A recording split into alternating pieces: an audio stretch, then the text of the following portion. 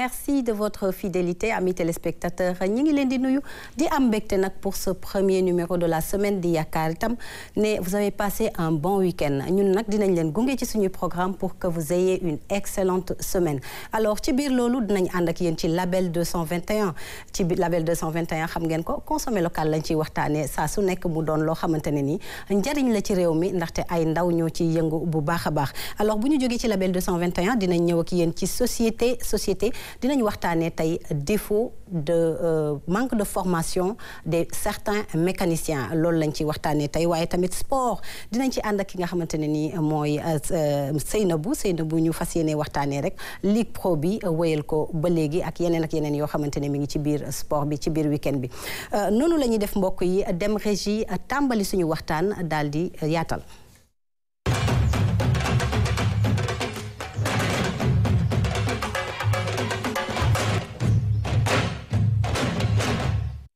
ni ma ko junjee léegi rek dinañu dugg ci ay thématiques yu am solo noonu laay jaaree nuyu la am mbégte nag. mais li nga def tey neex na ma de. yow laay jàppale dangaa Rose ma ñëw feelu la ci sumu. non sumu am na borom ku koy solati na tàggoo. Rose moom xaw ma luñ ciy wax nuyu naa la fay naa la nuyu naa Seck di nuyu sunu invité maa ngi nuyu aussi téléspectateur Tam-Tam yëpp di leen dalalaat ak jàmm ci semaine bi tey nag wàllub sport dinañu wax ci résultat yu week-end bi waaye itamit dinañu wax itam ci violence yi nga xam ne ñu ngi koy nemmeeku ci stade yi que ça soit football wala lamb wala yeneen yu ni mel ndax violence bi fépp lañ koy nemmeeku jamono ji ci wàllub sport. tout à fait te mu doon loo xamante ne du yoon benn yoon. di am mbégte feggoog yow ci plateau bi Ababacar Seck nuyu naa la. fay naa la Rougui di nuyu ñi ma bokkal plateau bi di am mbégte dellu si waat bokk ak yéen plateau bi waaw di wax ni tey moom ci sama mbokk mécaniciens yi la ñuy wax. macha allah waaw ci formation. ak vers la qualification. très bien ak formation de perfectionnement yi ñu war a def te defuñu ko. surtout tax ba nouvelle technologie bi oto yi mu maîtriser wuñ ko. surtout bëri na oto yoo xamante ni fi mu ne ñu ngi ci dëkk bi. gaare li leen yàq mooy mécanicien yi. dëgg la parce que am na yoo xam ne ay jafe-jafe la ci biir dinañ ci xam dara ci kanam. ci biir société. alors ci noonu dañuy am mbégte nag dalal ki nga xamante ne nii mooy Rita Khady Dione di suñu invité ci label 221 borom marque Tigine bienvenue sur le plateau de Tam-Tam Rita am nañu mbégte dalal. merci beaucoup kontaan naa trop aussi nekk fii ak yéen. alors ci kanam dinañu dugg ak yow ci lu am solo di label 221 bu ñu ko waxee mooy consommer local fii ci RTS 2 nag dañuy baaxoo lundi bu jot ñu waxtaanee consommer local ndaxte dafay jëmale réew mi kanam surtout ndaw yu mel ni yéen yoo xam ne yéen a ngi dugg ci lii di consommer local bi alors ñu dugg léegi ci label 221.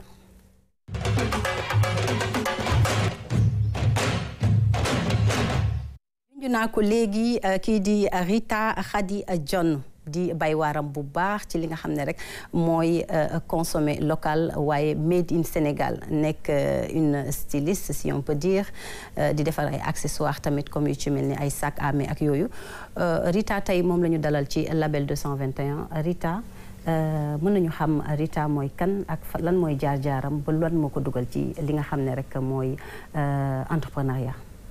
d'accord.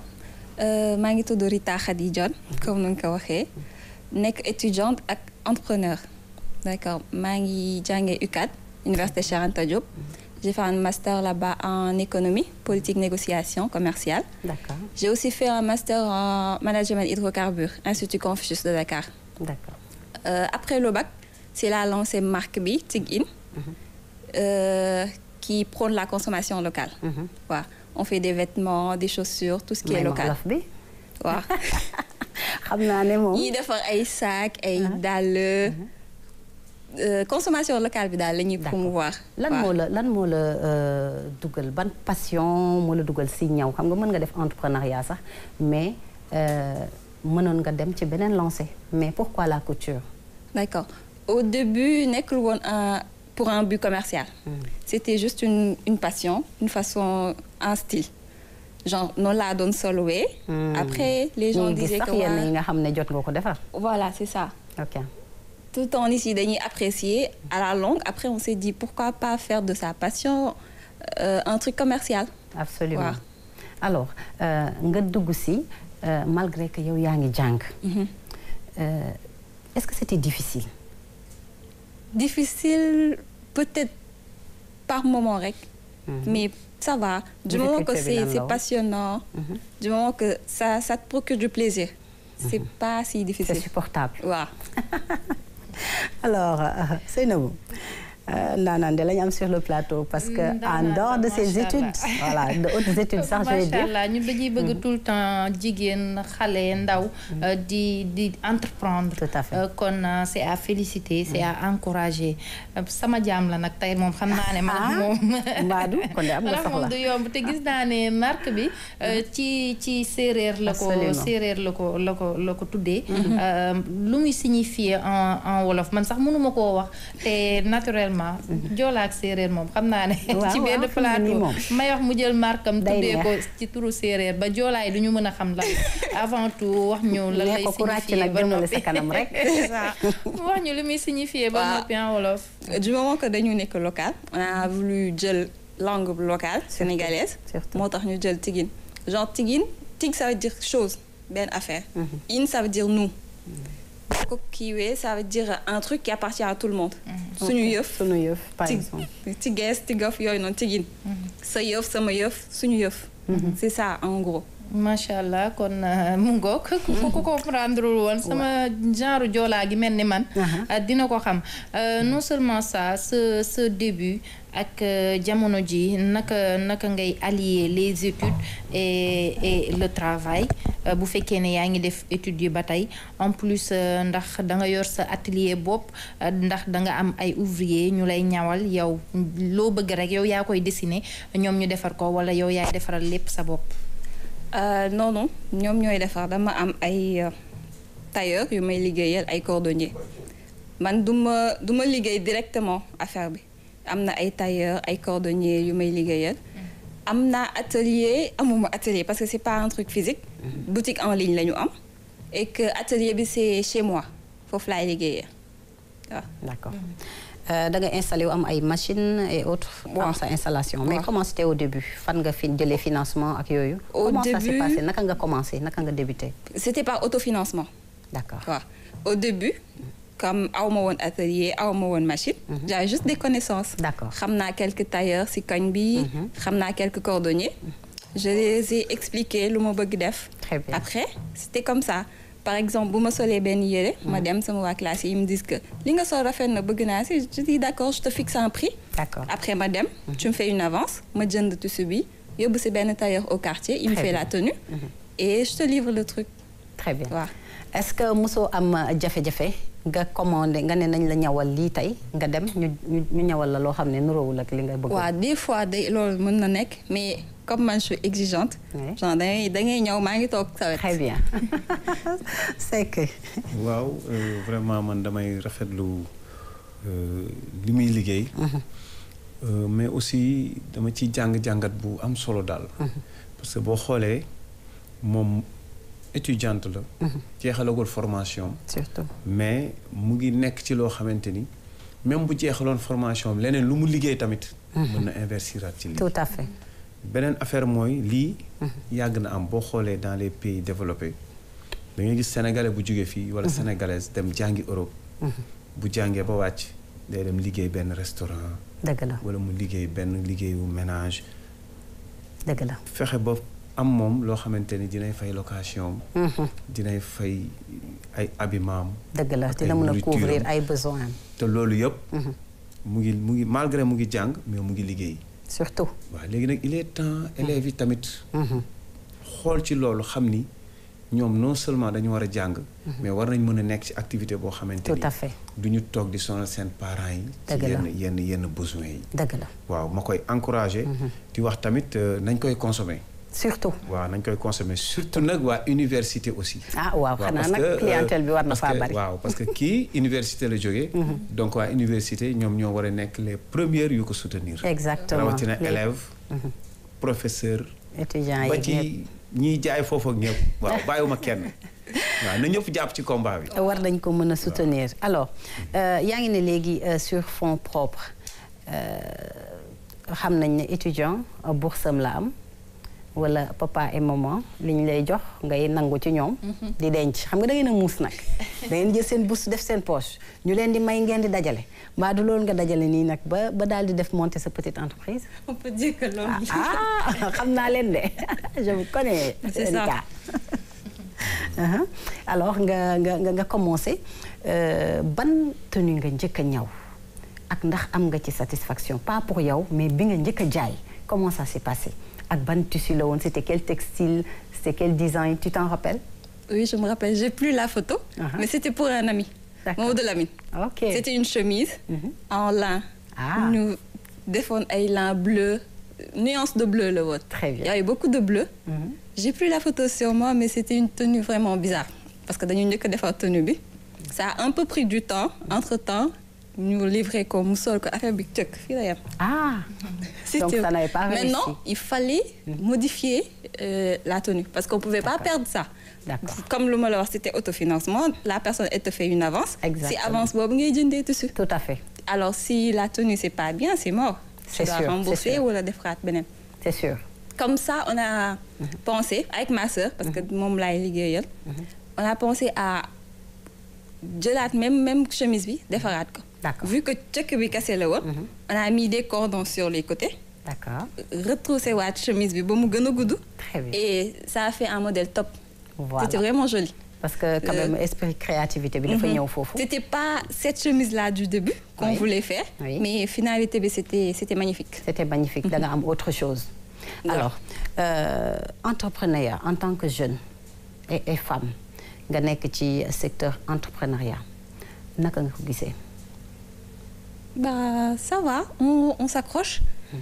Des fois tu te dis que est-ce que jar na ko effort yi et tout, mais si tu te dis que c'est juste une passion et que neex na la yaa ngi koy def, ça va, tu arrives à t'en sortir. Alors effort yi ngay wax noonu effort yi dafa metti lan la au juste? Par exemple, des fois tu as des commandes en temps examen. D'accord. Surtout. Moment examen, tu dois te concentrer pour des examens. Une grosse commande, tu veux pas perdre le client. Tout le temps, on avait école, marché. Tout à fait. C'est moi aussi métier. Moi ci métier. Mais bo xasse ba ñam xaliss bi quand même xamné xaliss mi ngi dugg. Doto baye jang bi mom suti yefi ya. Non. Mais est-ce que amul ben impact sur sa étude? Non, pas vraiment parce que j'arrive à allier les deux. Mangi jang, mangi def entrepreneuriat bi. À un moment, je faisais 2 masters en même temps et de continuer avec Tigui. D'accord. Alors, j'ai cru comprendre ça. Tu as fait un master en management pétrole et gaz. Ouais. Alors, c'est ton dernier master? Oui. D'accord. Alors, le soutien de la famille. Parce que connais que hamnane, sa dom nek ci école di jang. Brillante, hein, si on peut dire, parce que ce parcours amna ci éco, xamnañ tu as fait un parcours vraiment un bac scientifique et tout. Donc famille bi ba nga len ko waxé, comment ils ont réagi? Est-ce qu'ils t'ont soutenu wala dañ na la wa yow loy def ni bëgg tel nga bëgg xaliss demal nga jangi? Pour dire vrai, lol mo gëna tax ma continuer def ay master parce que on peut dire que c'était pour les parents. D'accord. Parce que la seule chose bu ñu bëgg c'est nga dem jang comme papa mom day né jang. Voilà. D'accord, on se dit que on lui montre qu'on peut faire. Exactement. Mën nañ ko té dañ koy def. C'est pour ça que je fais master, jang, am mes diplômes. Et je me dis que si j'ai ça, genre lui ce qu'il veut, vous me proposez moi ce que je veux, il va accepter. Donner que problème. C'est vrai. C'est ça. Alors, c'est nouveau. Xam nañ ne entrepreneuriat yomb na yombul surtout que nga nekk xale nekk jigéen. waaye heureusement ba fu ñu toll nii il y a beaucoup de structures. ay entités yoo xamante ne ñi ngi ko fi teg pour mu soutenir jeunes yi mais aussi en formation et en renforcement de capacité parce que tey jii boo ne stylisme ngay def y a des formations am na ay couveuses yoo xamante ne ñi ngi fi di leen defal ay formation ak yooyu donc non on peut en bénéficier à tout moment. non seulement ça état bi aussi teg na fi ay structure de financement yu ci mel ni ñoom DER ak yeneen yu ni mel yoo xam ne dañuy financer non seulement les femmes mais aussi les jeunes ku ci bëgg financement rek dañ la koy defal en plus fay bi dafay yomb par rapport ak les banques est-ce que jot nga ci bénéficier wu wala jot nga bind pour am ci financement yooyu franchement non. looy xaar. Genre tout au début. Je me suis dit que c'est un truc à moi. Autofinancement laa siy demee. C'est juste pour ça. mais bu ñu xamee ne état bi ñëpp la fi nekkal te état bi financement yu muy def aussi sa yëf la te li ngay def yaakaar naa ne am nga ambition sori ci lool dem ba am sa atelier bopp di employé ñi nga xam ne danga leen di jël ñu lay defaral mu nekk sa atelier nga leen di ñawal doo dem di ñaw sa kër di ko yóbbu di dem di ko kiyaat te loolu ku ne xam na ne ça demande des moyens yooyu ñu tegal la ko ne la fii rek ngay jaar pour mën koo am. D'accord. Du moment que yaa ngi si wax peut-être j'ai pensé inch'Allah. loolu weesoo aussi gis nañ ne participer woon na ci foire bi ñu doon def ci place du souvenir. ban impact la am ci li ngay liggéey. Dire que c'était ma première fois ma participer ci foire bi. Et c'était vraiment top.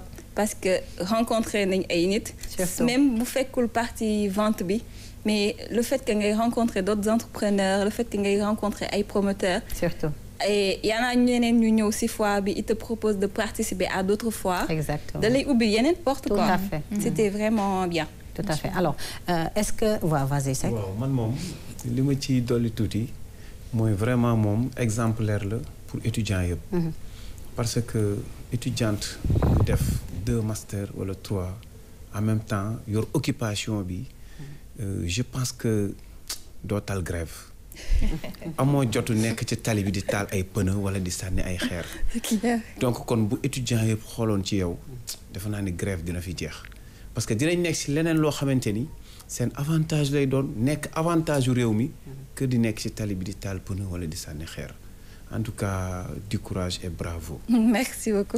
Alors juste pour clôturer Label 221 fan nga toll instant bi ci sa entrepreneuriat yaa ngi def ay foire mais est-ce que yaa ngi préparé par exemple benn collection wala yaa ngi projeté monter sa propre structure def ko mu nekk une boutique physique par exemple di dem voyage wala di exporter sax say marchandises est-ce que c'est des projets à court terme?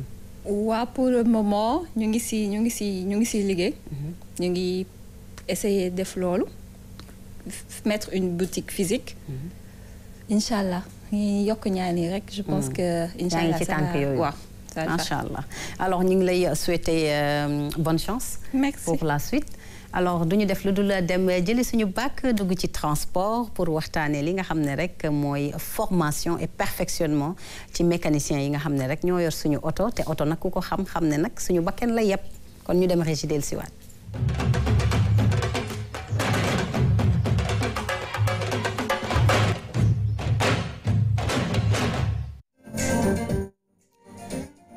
alors transport Seck wala société waaw tey ñu fas yéene waxtaane mécanique ndax tungu ne du teew kat ñuy nataal tey jii buñ ne mécanique te nga teew fi te ñu xam ne nag am na ci ñoo xamante ne garage yi fees na de ndax keroog ñi ngi wax ne mécaniciens yi parfois dañuy encombrer bu baax sax ci ñi ñu ko war a wax dañuy encombrer la voie parce que oto yi dafay bari goo xamante ne day dem ci fi yoon yi fi nit ñi war a dox piétons yi fi ñu war a jaar dem ba ci tali bi wala dem sax ci ay espace yoo xam ne tey ji leneen moo fa waroon nekk ñu gaare fa ay oto yoo xamante ne xamuloo kañ la paan te mënuñu ko defar lan mooy jafe-jafe bi Seck. waaw li ëpp ci jafe-jafe bi.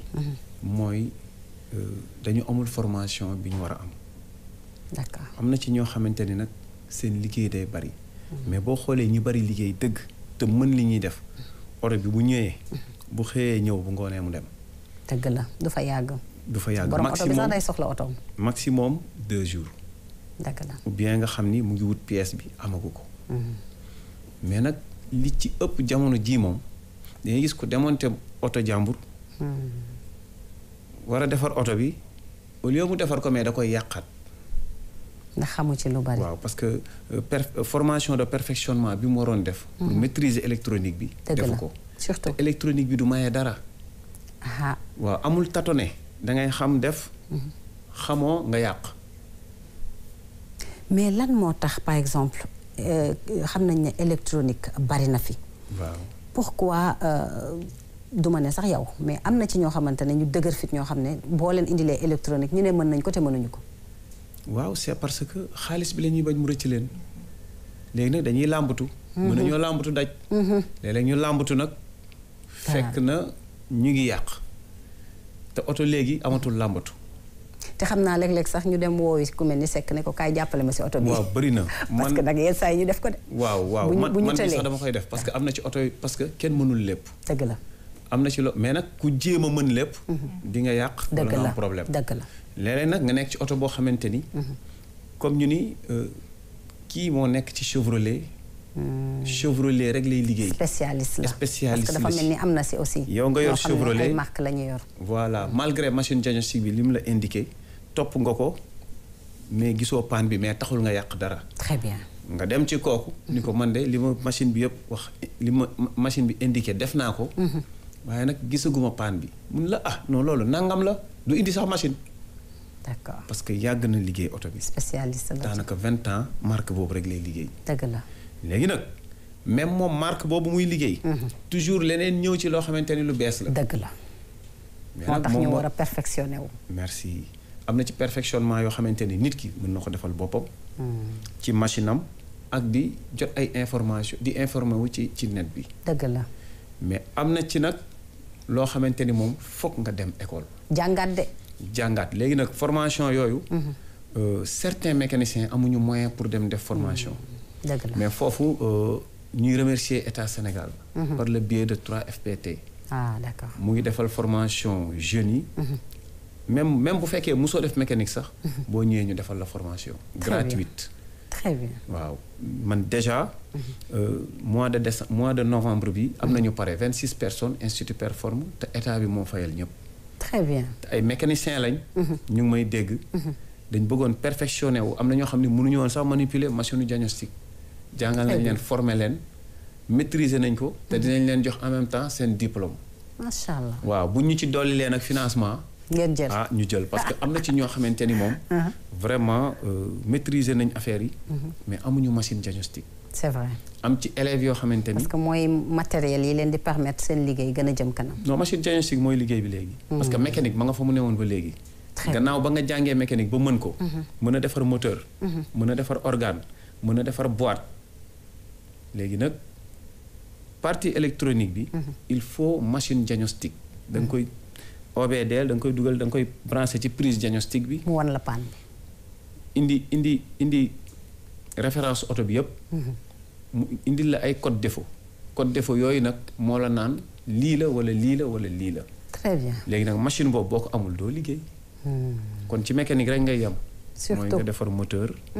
wala boîte wala organe. d'accord wala taxi super. wala 500 donc machine boobu daal mooy consultation bi daal mën nañ ne mooy appareil bi consulter. moom fi mu ne nii ku ko amul mënoo liggéey. dëgg la sëy na affaire yi évolué na de lépp di dox da ngay dox ànd ak moom. jamono di dox ñu dox ànd ak moom kon mécaniciens yi jamono ngi dox ñu ngi dox di ànd ak moom. exactement ña ca des gannaaw moom mooy ñi nga xam ne bëgguñoo jàng wala bëgguñoo développer li nga xam ne ci loolu la ñu nekk. kon structure yi nga wax structure état yaa ngi fii ngir former 3FPT ngir former ñi nga xam ne ñoom ñooy mécaniciens yi waaye nag dama yaakaar ne ñu bari bëgg nañu wala dañoo xamut yoon bu ñuy jaar pour ñu mën leen a former wala pour ñu mën a bénéficier wu ci formation googu yow yaakaar naa ne Seck yaa ngi jàppale ay ndaw yu bari ngir ñu dugg ci formation yooyu ñeneen ñi nga xam ne xamaguñ ko wala defaguñ ko ci yan yoon la ñu mën a jaar pour mën see bénéficier wu ñoom it tamit ndax du doon li nga xam ne dañ koy bañ. waaw loolu mën naa ni man ñi nga xamante ni defal nañ leen formation sax ñoom émission Pan Auto lañ seetaan. mooy fàttali ni émission Pan Auto mu ngi jàll chaque dimanche 14h. waaw lépp ci mécanique automobile lay wax. tout à fait. waaw ñu koy am ci canal Horizon. canal 215. dëgg la bu dee TNT yaa ngi koy am ci canal 5. canal 5. émission boobu. mécaniciens yi ñu ngi koy seetaan. conducteur de véhicule automobile yi ñu ngi koy seetaan. dëgg la léegi nag mécaniciens yi bu ñu koy seetaan dañ ma naan yow léeg-léeg ma jël koo xamante ni. école la génne. parce que ñi daan génne école bu njëkk ci mécanique ak léegi bokkul ci nouvelle technologique bi ci la ñuy former le mécanicien d'aujourd'hui. c'est vrai. léegi nag su ma jëlee koo xamante ne nag. école la génne. bu yàgg ba. non école lu léegi nii. école lu léegi. waaw d'accord. kooku noonu su ma koy poser ay questions. ci électronique bi ak nan lay diagnostiquer ak yooyu yenn mécaniciens yi koy seetaan. te mënuñu loolu dañ may woo. très bien. ni ma ñoom dañu bëgg def comme formation bi fan lañ mën a jaar. ndeysaan. ci la sollicité nag 3FPT. vraiment ñu yombal formation bi. macha allah. waaw en même temps aussi man. ci mécanique gu démb laa jàng mais bi ma jàngee ci mécanique gu démb. nekk ci entreprise di liggéey. ma xam ni nag le mécanicien d'aujourd'hui ne doit pas être comme celui d'hier. absolument. j'avais pas les moyens pour ma jàng. mais avec l'aide de l'ONFP. Office national de la formation professionnelle. exactement ma leen di nuyu au passage. di leen remercier. surtout ñoom ñoo ma defal formation de la fosse. dëgg la xam nga ba maa pare koy wax formation bi tamit nekkoon gratuite. macha allah. waaw ba pare du man rek mais ñoom it ñi ñu formé bari na. te booy seet sax. nit ki balaa nga koy may jën jàngal ko ni ñuy nappee jën. ñuy nappee jën. parce que tey jii mën nga financer nit. te fekk ne amul bagage intellectuel wala pratique bi nga xamante ne mën na doxal entreprise am waaye tey jii buñ la jàngalee yow soxlawul sax mën nga soxla xaalis pour le matériel pour yenn yi nga mën a jënd say matériel ak yooyu mais li la gën a soxal mooy nga am xam-xam bi ndax boo amee matériel te amoo xam-xam tamit du la jariñ dara. waaw vraiment loolu nga wax noonu. li ma la ciy dollil mooy man formation boobu bi ma ko defee ak ONFP c'était en 2001 2002 2003. macha allah. ñett yëpp de la fosse laa ko defee. non seulement maa ngi ciy jaruñu ci sama liggéey.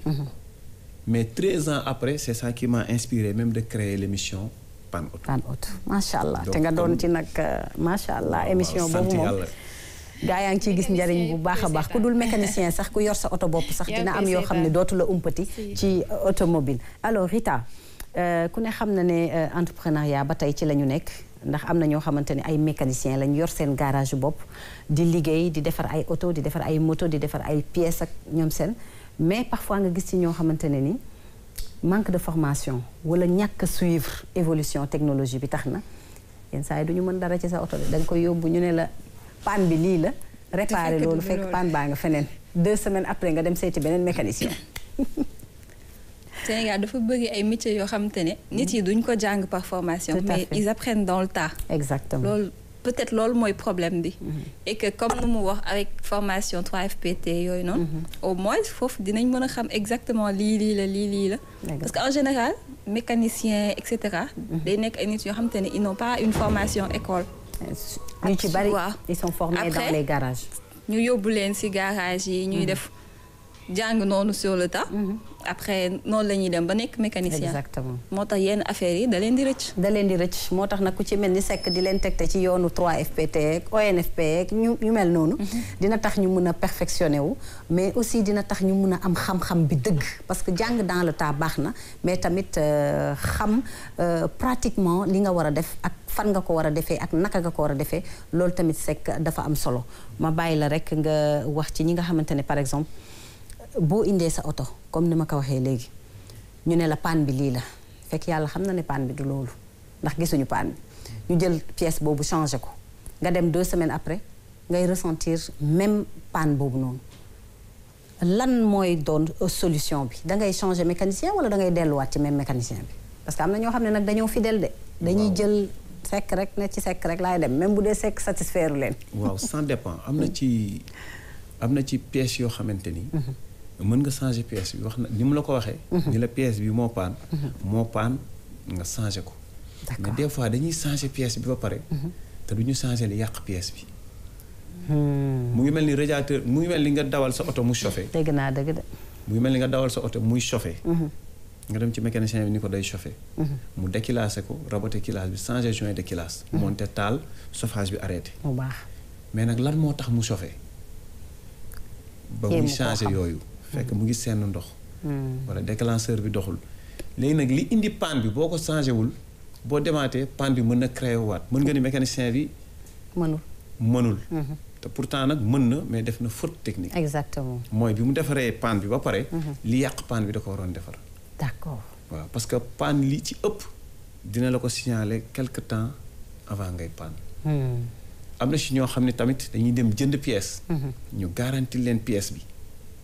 ñu ñëw monter ko pièce bi daw comme ni nga ko waxee. benn moment mu yàquwaat. mu yàqu. fekk. kaka jaay pièce bi da ko réparer jaay ko. d'accord. parce que am na ñuy jaay venant loo xamante ni. c'est vrai ci tubaab bi lay jógee direct ñëw nga monter. c'est vrai. am ñoo xamante ni nag ñoom pièce neuf la ñuy jënd pièce neuf nag moo gën a assuré. mais nag venant bi moo gën parce que venant bi da lay wóor ni bii. original la c'est vrai. parce que oto bu def choc lañ ko démonté indi. très bien wala oto bu ñu reformé te fële oto yi ñuy reformé du ñu bàyyi ba oto bi war a dem fourrière. ñu koy reformé. d'accord comme ñun fii. alors léegi bu ñu ko démonté rek. pièces yooyu. pièces yu baax lay doon. ñu monté. ñu ñëw monté léegi nag fii nag am na ñoo xam ni. dañuy nekk seen ruq. mécanicien bi pièce bu mu changé. ñu ñëw jël ko. defaraat ko joxaat la ko. yow nag boo demee jënd ko boo demee jënd ko am na ñoo fi indi woon ñuy réparé ay pièces. ak a defaraat ay pièces ba bokkuñu ci. boo yàqulee carrément lañ lay boo amul njëgu jënd original lañ lay defaral façon bu mel noonu. te ñooñu sax ay jàmbaar lañ wala nga wër pièce bi sax. en général doo ko mën a am en général dinañ la réparel ba nga mën a jënd pièce bi. d'accord yooyu noonu day am mais am ñoo xam nag moom vraiment. da ngay gis ku jël benn cardan. dem réparer ko def ci ay goudron ba dootoo dégg dara nga monter ko soo dawee 24 heures. goudron bi toj tàng ruy. deñ nga dégg kak bi. yëf yi commencé waat. ak yeneen ak yeneen ak yeneen yoo xam ne ñu ngi ci biir. buñ ko doon wax tey fii la ñuy fanaan. mais fenn nag bëggoon naa cee wax. est-ce que tey jii bu fekkee ne li ngay wax noonu. panne bii nga réparer ko alors que la ko waral réparer woo ko. naka la ñuy def ñoom pour xam ko tey la laaj. wala xam-xam la laaj wala farlu la laaj wala loolu lan la laaj ba nga xamante ne yow li nga xam ne moo indi panne bi nga bàyyi ko xel réparer loolu wala parfois du ñoo koy tey bëgg ngay dellu si waat di dellu si waat. non xam-xam la laaj. d'accord waaw parce que comme ni ma la joxee exemple ci oto buy chauffé. da ngay xool li ko war a mën a tax a chauffé yëpp. dëgg la. gannaaw ba nga defaree li yàqu ba pare. nga taal oto bi. avant nga koy livrer ci essayage bi. da ngay taxaw ba mu wóor la ni oto bi mu ngi déclenché di taxaw mu ngi ëpp bu seddee mu taxaw bu tàngee mu uppaat. nga vérifier loolu yëpp. waaw xam nga loolu mën na ko chauffé. dëgg la nga xool ndax am na fuite bu amul fuite. nga xam ni kon amul fuite mais joint de culasse bu pété panne bu am. am na cause. nag cause bi nag moom il faut nga defar ko. boo ko defarul bu demee day ñëwaat. d'accord Seynabou dafa am loo bëggoon doole. parfois mu nekk seen saay-saay.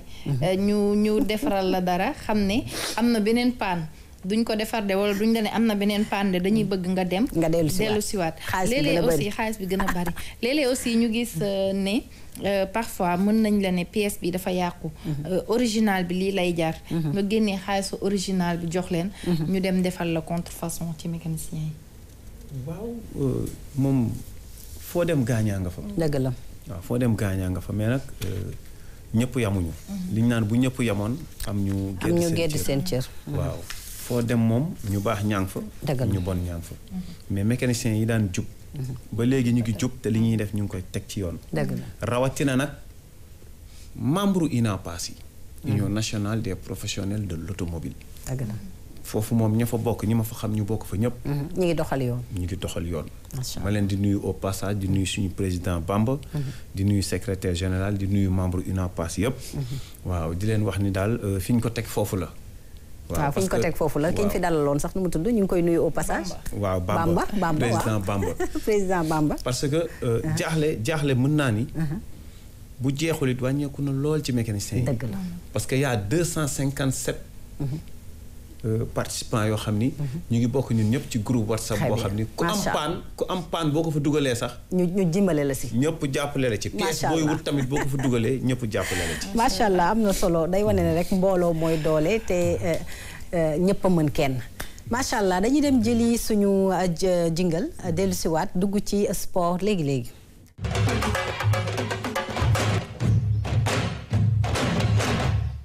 nga nekk si ba tey lancé Ligue Pro am week-end yu neex week-end yu sportif ba sax yaa ngi ma doon wax sànq AS Pikine ak ki nga xam ne mooy Mbour Petite Côte laale nañu ba Mbour Petite Côte gagné ko ci benn but ak dara benn bal ci dara mbaa xam nga ne boo seddee doo mën sport boo seddee la kilim bi jàppee doo mën daw de sëy ci rey bañ mais nag kon xoolal del def nii comme ça sa yaram tàng di yëngatu waaw di yëngatu gisoo ni ma commencé dama jóg ne bërët xaaw a yëngatu soog a mën a wax kon yëngatuwaaleel waaw gis nga waaw weekend bi nag riche yoon na ci match yi but yi aussi bari nañ comme ni nga ko waxee AS Pikine dañ koo daal di dóor benn bal ci dara Mbour Petite Côte moom moo def lu ni mel Sineps aussi daal di nay dóor benn bal ci dara Ajax bu Mbour Linguère aussi daal di nay dajeek ki nga xam ne moom mooy académie génération foot moom moo dóor benn bal ci dara AS Douane aussi daal dinay dajeek DSC ñoom ñaar ndam demul ndam dikkul ku ci nekk danga dóor sa morom benn waaye aussi Guédiawaye football club daal dinay dóor ñetti bal ci dara Jàmbaar Casa Sport ak Jaraaf aussi ñoom it dañoo kàngamloo ndam demul ndam dikkul waaye ku ci nekk daal di ngay dugal sa morom benn bal Jamono bu Fatick moom it daje na ak Sonacos moom moo ko daal di dóor benn bal ci dara Duc aussi daal dinay dóor Demba Diop football club benn bal ci dara AFC moom it daje na ak Oslo football academy daal dinañuy Oslo football academy moom moo ko dóor ñaari bal ci benn ñu dem ca fële nga xam ne moom mooy Thiès foofu aussi Thiès FC moom it daal dinay ñàkk ci kanamu ISO benn bal la ko dóor ci dara mu nekkoon nag match yi nga xam ne assisté woon nañ ko ci weekend bi mu doon match yu amoon solo neexoon lool xam naa ne moom les sportifs et les amateurs de football kontaanoon nañ ci bu baax a baax waaye nag dafa am lu am solo loo xamante ne jar na taxaw seetlu Seynabou muy violence bi nga xam ne nemmeeku nañ ko rek ci wàllum football bi rawatina lii di nawetaan yi ñu xam ne bu yàggul ASC Thiawlène ak ASC bii di GIF laale nañu laale yu metti yoo xam ne vraiment du woon place am daal ci football rawatina ci nawetaan. voilà boo seetloo semaine bi passé ci violence la ñu waxoon semaine bi aussi ñu dellu si waat si kon sport en général moom jamono ji la fay xew ñëpp ñu ngi koy daal di naqarlu ndax boo jógee ci làmb ji ñu wax wàllu violence ñu yaakaar na ci football bi lay tane ci football bi mu daal di gën a garaaw ndax daal dinay am mordom te mordom moom fu mu am rek dañ koy daal di naqarlu mu doon ay mbir yi nga xam ne mu ngi yàq sport bi en plus mu ngi dawloo partenaires yi mu ngi dawloo ñi nga xam ne dañoo bëgg a ñëw jàppale sport bi ndax ku ne xam na ne Ligue Sénégal soxla na jàppale soxla nañu ay partenaires surtout lu ci mel ni ay entreprises yi nga xam ne ñu ngi ci réew mi bëgg a jàppale sport bi mu gën a jëm kanam ndax sport Sénégal surtout bu ñuy wax ci football bi dañoo soxla ay partenaires yoo xam ne dañ leen di jàppale ngir ñu mën a fay li nga xam ne moom mooy salaire u joueurs yi ndax des fois mu causer problème ndax ay prime de match ci la ñuy yaakaar wala ci ay aide yi nga xam ne maire yi ñoom ñoo leen koy jox te yaakaar naa ne loolu rek mënu leen a jàppale ba ñu def li nga xam ne moom mooy seen état de financement yépp mu mun leen a doy te tant que violence yaa ngi fii mun nañoo wax ne sponsor yi ñu soxla yaakaar naa ne duñ ko mën a am donc violence yi c'est à bannir dans tous les côtés ak fu mu mënti jóge nag absolument ak fu mu mënti jóge sport soxlawul violence sport dañ ko def pour lëkkaloo mën a am saafonte mën a am booloo mën a am ci jeunesse bi donc bu fekkee ne dañuy sàkk booloo ñuy gis tout le temps sport di am ay violence te à chaque fois ñuy génnee ay sanctions di génnee ay daan di ko teg te toujours mu ngi fi l'on se demande naka la ñuy def ba mën ko fee jëlee naka la ñuy def ba mën ko fee jëlee question boo xam ne la Seck waaw loolu daal mën nañ cee mën a sànni kàddu waaw man daal liggéey naa ci nawetaan liggéey naa ci sport ak sama ASC parce que je suis sportif mais daal violence yi man daal li ma gis ni moo ko fi mën a jëlee mooy sanction bu sévère yéen dans le temps ba ngeen tollee ci yor ASC yor di football ak yooyu lan moo leen ci daan génnee ba daawu leen verser ci violence yu mel nii peut-être daan na am mënul ñàkk mais daawul toll fii wala daawul doon à répétition nii. man damay jël exemple. comme suñu ASC muy ASC Ndam bu Pikine. dëgg la. vraiment li ñu honoré ñun ci discipline. mën naa ni diplôme ya dafa tegloo dafa tegloo. macha allah c'est très bien. chaque nawetaan daanaka ñun lañ ko doon jox. très bien. waaw fair play moom. li ñu ci jox dafa bari mujj gi sax am na ñoo xam ci diggante bi. am na ñu xam ñu ni sax ñun dañoo tàppet. mais nag dañoo am lu yeneen ASC yi amul. muy lan. discipline. d'accord. te boo xoolee. dañ ne association culturelle et sportive absolument. donc sur le plan culture. ASC bu nekk parce que ASC quartier la.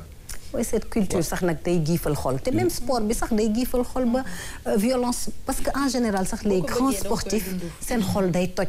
ba du ñu tal xeex du ñu tal xuloo man. je ne comprends plus léegi nag quartier bu mu quartier yëpp. ku ci nekk sur le plan culturel. mais yaral say doom. absolument ça c'est très important. waaw yar leen. dëgg la. waaw ci civisme et paix. ndax booy seet ñaar yooyu nag boo leen ci yaree.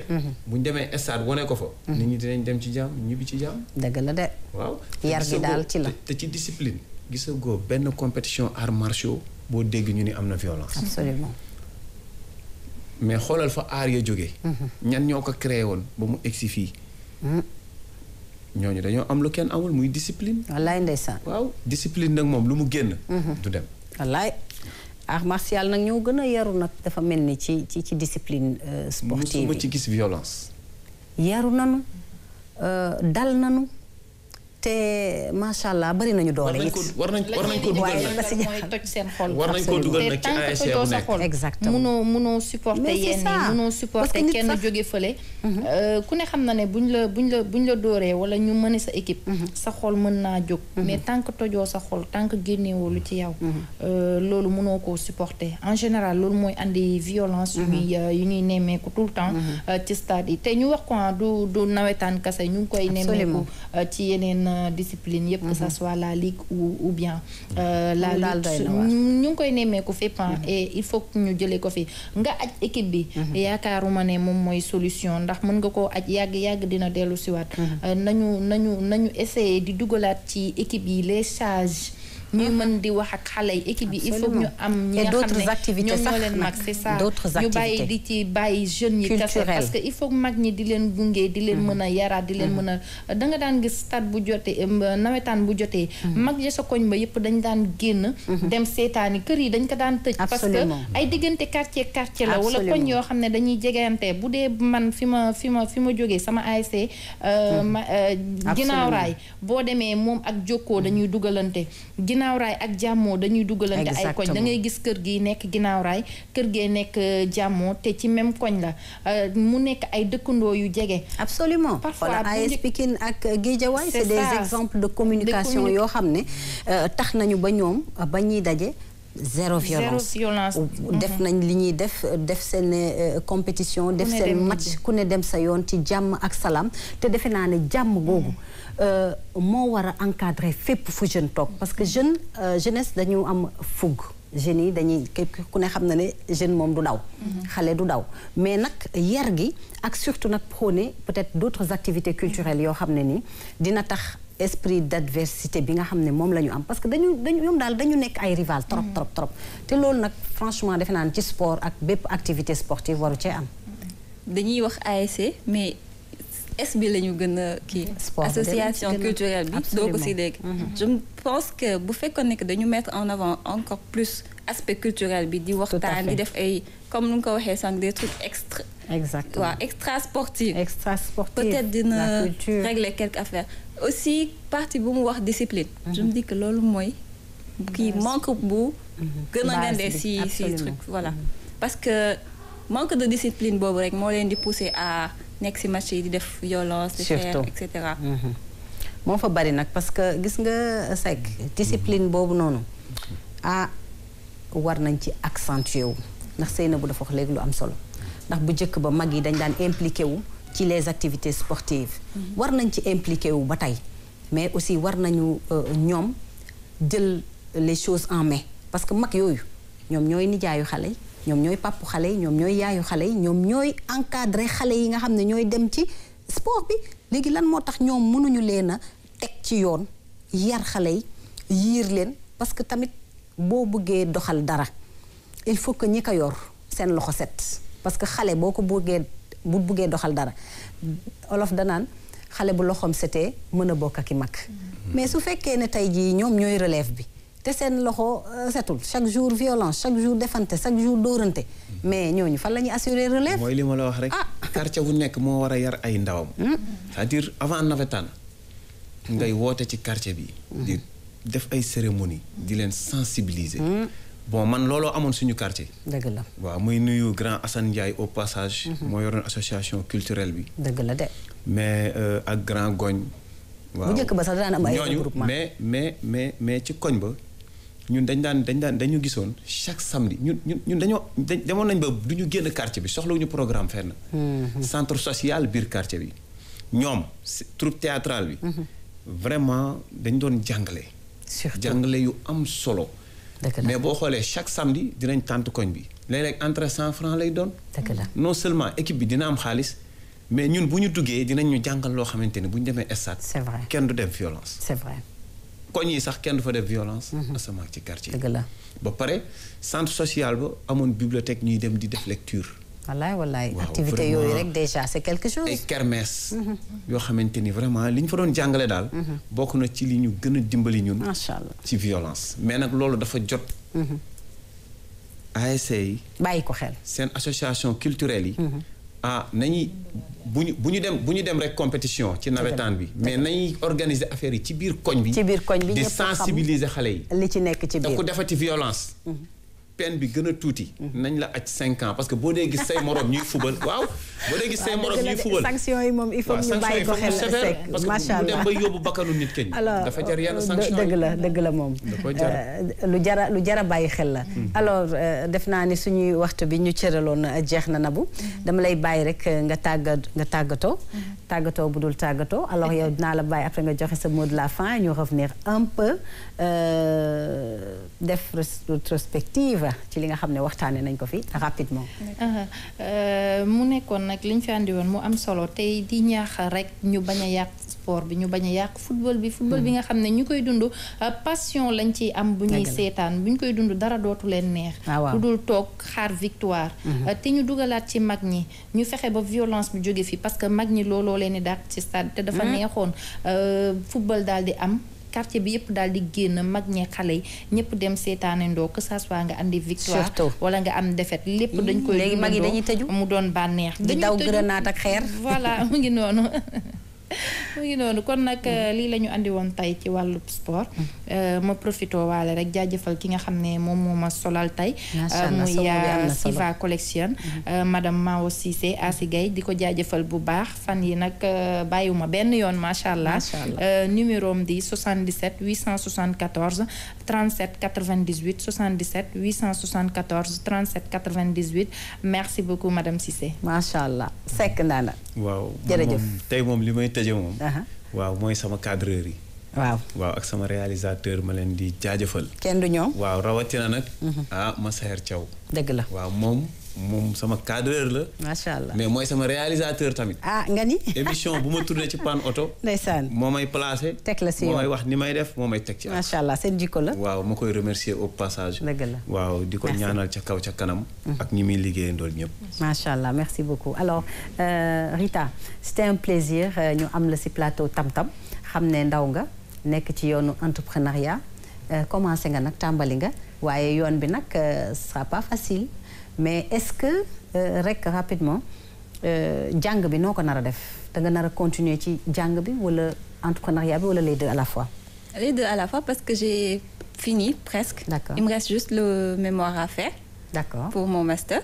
Instant bi je peux dire que pare na presque. D'accord. waaw et allier naa les deux ba fii ça va pas être ça damay gën a jàpp quoi du ma ko bàyyi voilà. ça va pas être un frein. da ngay continuer allier les deux. ma bàyyi la comme nga tàggatoo. D'accord, je dis merci à tout le monde. Merci à yow Maymouna. waaw. Surtout Makhtar Babi moom moo tax tey invitation bi et tout. c'est vrai. Je dis merci à mes parents, à ma sœur moom may jàppale bu baax ci liggéey bi. et à tous mes amis qui me soutiennent. À tout le monde daal merci beaucoup. macha allah merci à toi aussi di fàttali ne Rita Khady John bu marque Tigine borom Tigine lañ fi dalaloon da nga waroon indi Tigine nag ma def Tigine ñun ñëpp ñu def Tigine. prochaine fois incha allah alors c'était un plaisir comme ni ma ko waxee léegi ñu ngi lay jaajëfal di la souhaiter bonne chance pour le reste yaakaar ne rek Tigine dina dem ba wër àdduna yëpp. ñu koy gis avec les grandes stars. alors man du ma def lu dul rek di leen jaajëfal yéen i tamit waaye nag du ma dem te souhaiter wu ma un joyeux anniversaire samedi la woon anniversaire am sama bébé boobu di Adama Fall Diagne bu Maam Diarra Diop ak Ali Diagne Sogné bébé maa ngi lay souhaiter joyeux anniversaire dundal màggal amal solo amal njariñ ci sa parents yi surtout dem ba di leen di yóbbu Makka yàlla na la yàlla defar bu baax a baax mais aussi c'est au plaisir de Mam Boy Silla depuis Juvisy sur Orgue Essonne dans le 91 fële ca France sama xarit boobu maa ngi koy nuyu bu baax di ko jaajëfal ci seetaan bi ak encouragement bi ñoom ñëpp toute la diaspora ñu ngi leen di remercier bu baax ñu ngi ñuy encourager di ñu suivre alors merci à vous aussi chers téléspectateurs nous vous donnons rendez-vous demain à la même heure sur la même chaîne restez suivre nos programmes merci beaucoup.